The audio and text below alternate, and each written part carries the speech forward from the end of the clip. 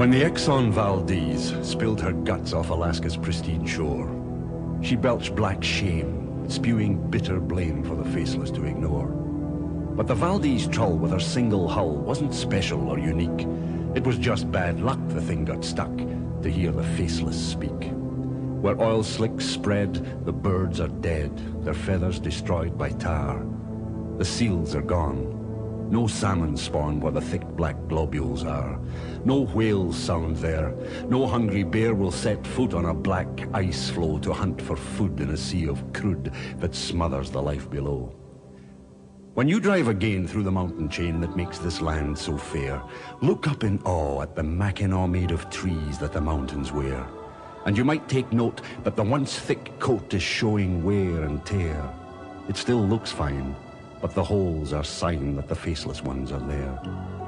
When the hills are bare, there'll be no soil there for trees to fasten on, just plain raw rock. The bright woodcock will be vanished, long dead and gone. There'll be no life there for the grizzly bear, neither cougar nor wolf will prowl. No sign of flight through the woods at night will signal the spotted owl. There's blood in the ooze from the tanker's screws. There's blood in the chainsaw's teeth. There's dread in the thread of the steel cat's tread the torn earth screams beneath. There's the breath of death in the pipeline's path and the strip mine's open sore. And the pulp mills sweat a cold, poisoned threat to our children that we can't ignore. There's contaminated salmon and poisoned fish we were told were safe to eat. And if caught outside of the grim red tide, they say mussels can still taste sweet. A drop in the ocean is just a drop. But its meaning has changed today when one toxic drop has the power to stop a migrating whale midway.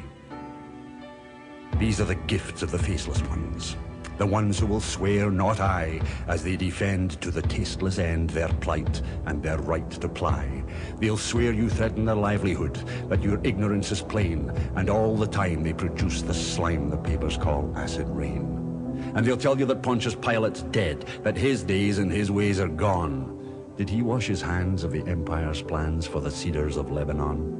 They cut and they squandered the forests there, and they shipped the lumber home, and the desert sands of the Arab lands are the legacy of Rome. We must take aim at the faceless ones, though they're always hard to find. They take no blame, but they're all the same, the blind who lead the blind. They sit in power in ivory towers and decree how we live our lives. They throw us bones and honing stones, but they own the long, sharp knives. They'll take no blame for the cancer flames that pour through the ozone holes. They'll hear no tales about dying whales or ice melting at the poles. They'll disown Bhopal and the Love Canal and Chernobyl's grim despair, and they'll wash their hands of the blasted lands lying barren and bleak and bare. We must stand up to the faceless ones, the men who control the winds of power and the winds of war, the fiscal blizzard winds, the winds that soar and the winds that roar, the winds that destroy the trees. We must make them see the winds of change are stronger than all of these, for we have the right and the power to indict those leaders who won't take note. They must meet our need and listen and heed, for we have the power.